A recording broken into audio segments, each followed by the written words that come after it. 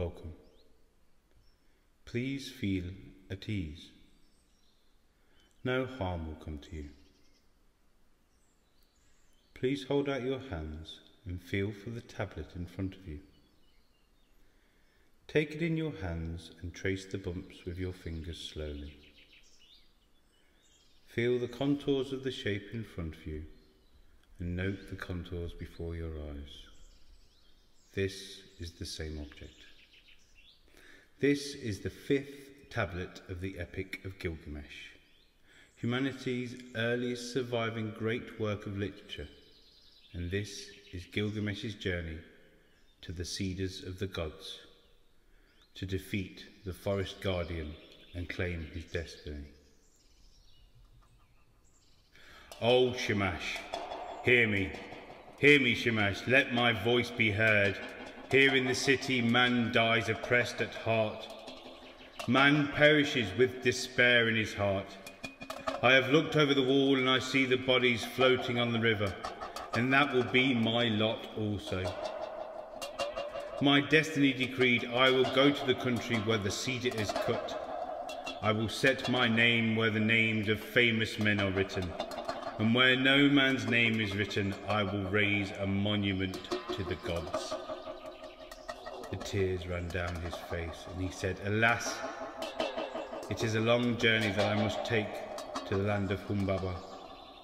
If I die in that country, I will die without rancor, but if I return, I will make a glorious offering of gifts and of praise to Shamash. These words I speak, these indentations you are tracing, they were first made by someone 4,000 years ago, and since then they have been lost, found, broken, battered, translated, scanned, digitized, extruded, baked, printed, and excavated. Gilgamesh was a true king in Sumeria nearly 5,000 years ago. They stood at the forest's edge, gazing at the top of the cedar tree, gazing at the entrance of the forest. Where Humbaba would walk, there was a trail. The roads led straight on. The path was excellent.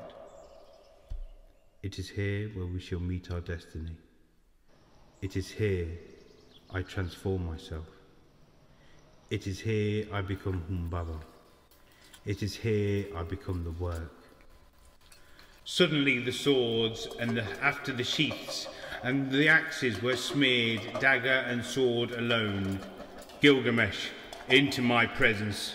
You stand an enemy, a stranger. Gilgamesh, throat and neck, I would feed your flesh to the eagle and screeching vulture. Gilgamesh spoke to Enkidu, saying, My friend, Humbaba's face keeps changing. Replace the tablet ahead of you. Now gently reach out to the cleansing water left of you and softly wet your cheeks.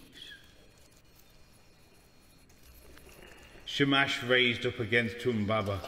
Mighty tempest, south wind, north wind, east wind, west wind, whistling wind, piercing wind, blizzard, bad wind, wind of Simuru, demon wind, ice wind, storm, sandstorm. 13 winds rose up against him and covered Humbaba's face. Gilgamesh listened to the world of the companion. He took the axe in his hand and he drew the sword from his belt and he struck Humbaba with a thrust of the sword of the neck. And Enkidu, his comrade, struck the second blow, and at the third, Humbaba fell. Then there followed confusion. For as far as 2 leagues the cedars shivered, for the guardian of the forest was killed. They attacked the cedars. The 7 splendours of Humbaba were extinguished, and so they pressed on into the forest, bearing the sword of 8 talents, while Gilgamesh felled the trees of the forest. Enkidu cleared their roots as far as the banks of Euphrates. Hold your right hand out and lower it into the bowl. These are the remains of the trees of Lebanon. These are actual stick and pine cones of a mighty cedar not far from here. Please be delicate.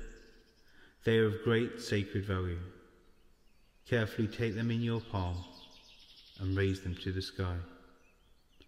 Now with your left, carefully pick up the head and also raise it aloft.